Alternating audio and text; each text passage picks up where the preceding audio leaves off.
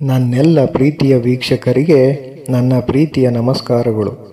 ನಮ್ಮ ಚಾನಲ್ನ ಇದೇ ಮೊದಲು ನೋಡ್ತಿದ್ದೀರಾ ಅಂದರೆ ದಯವಿಟ್ಟು ಸಬ್ಸ್ಕ್ರೈಬ್ ಮಾಡ್ಕೊಳ್ಳಿ ಫ್ರೆಂಡ್ಸ್.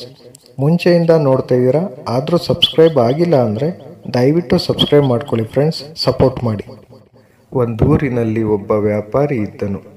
ಅವನು ಬಲು ಶ್ರೀಮಂತ ಮತ್ತು ಕೋಪಿಷ್ಠನಾಗಿದ್ದನು.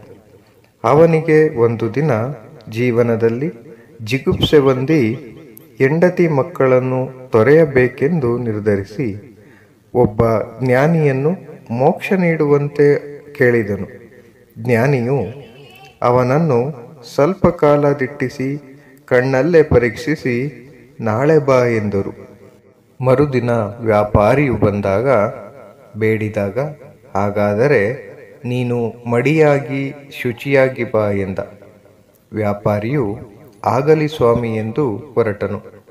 ಮರುದಿನ ಮುಂಜಾನೆ ಬ್ರಾಹ್ಮಿ ಮುಹೂರ್ತದಲ್ಲಿ ಎದ್ದು ಕೊರೆಯುವ ಚಳಿಯಲ್ಲಿ ತಣ್ಣನೆಯ ನೀರಲ್ಲಿ ಸ್ನಾನ ಮಾಡಿ ದಾರಿಯಲ್ಲಿ ಯಾರೊಬ್ಬರ ನೆರಳು ಸಹ ಅವನ ಮೇಲೆ ಸೋಕದ ಹಾಗೆ ಬಂದು, ಸ್ವಾಮಿಗಳೇ, ನೀವು ಹೇಳಿದಂತೆ ಮಡಿಯುಟ್ಟು ಬಂದಿಹೆ, ದಯಮಾಡಿ ಮೋಕ್ಷ ನೀಡಿ ಎಂದ.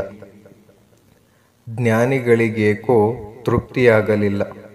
ಮತ್ತೆ ಮಡಿಯಾಗಿ ಬಾ ಎಂದರು. ಮರುದಿನ ವ್ಯಾಪಾರಿಯು ಮತ್ತೊಮ್ಮೆ ನದಿಯಲ್ಲಿ ಮಿಂದೆದ್ದು ಗುರುಗಳ ಮುಂದೆ ನಿಂತು ಬೇಡಿದ. ಮತ್ತೆ ಅವರು ಅದೇ ಮಾತನ್ನು ಹೇಳಿದರು. ಈಗ ವ್ಯಾಪಾರಿಗೆ ಕೋಪ ಬಂದಿತ್ತು. ಮೋಕ್ಷ ನೀಡುವುದಾದರೆ ನೀಡಿ, ಇಲ್ಲವಾದರೆ ಹೇಳಿ, ನಾನು ಬೇರೊಬ್ಬರಲ್ಲಿ ಆಶ್ರಯಿಸುತ್ತೇನೆ ಎಂದನು. ವ್ಯಾವಹಾರಿಕ ದರ್ಪದ ಮಾತುಗಳನ್ನು ಆಲಿಸಿದ ಗುರುಗಳು ಮುಗುಳ್ನಕ್ಕರು.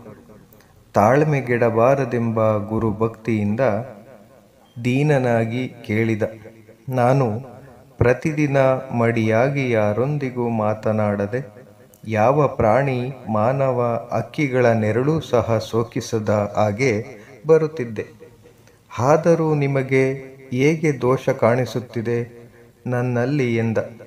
ನಂತರದಲ್ಲಿ ಜ್ಞಾನಿಗಳು ಹೀಗೆಂದರು, ಸ್ನಾನವಾಗಬೇಕಿರುವುದು ನಿನ್ನ ನುಡಿಗಳಿಗೆ, ಮಡಿಯಾಗಬೇಕಿರುವುದು ನಿನ್ನ ಮನಸ್ಸಿಗೆ, ಶುಚಿಯಾಗಬೇಕಿರುವುದು ನಿನ್ನ ಅಂತರಾತ್ಮ. ಯಾರದೋ ನೆರಳು ನಿನ್ನ ಮೇಲೆ ಬಿದ್ದರೆ ಅದು ಮೈಲಿಗೆಯಲ್ಲ. ನಿನ್ನ ಅಹಂಕಾರಗಳು, ಅಸಹಿಷ್ಣುತೆಗಳ ಅಹಂ ದರ್ಪಗಳು, ಕೋಪ ಮಾನವನಿಗೆ ಮೈಲಿಗೆ. ಅವುಗಳನ್ನೆಲ್ಲ ತೊರೆದು ಶುದ್ಧ ಮನಸ್ಸಿನಿಂದ ಭಗವಂತನನ್ನು ಪ್ರಾರ್ಥಿಸು. ದೀನ ಬಂಧುಗಳಲ್ಲಿ ಕರುಣಾಮಯಿಯಾಗು. ಮೋಕ್ಷ ತಾನಾಗಿಯೇ ಲಭಿಸುತ್ತದೆ ಎಂದರು.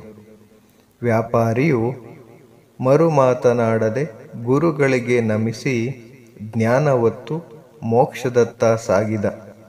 Thank you for watching friends. Please subscribe my channel.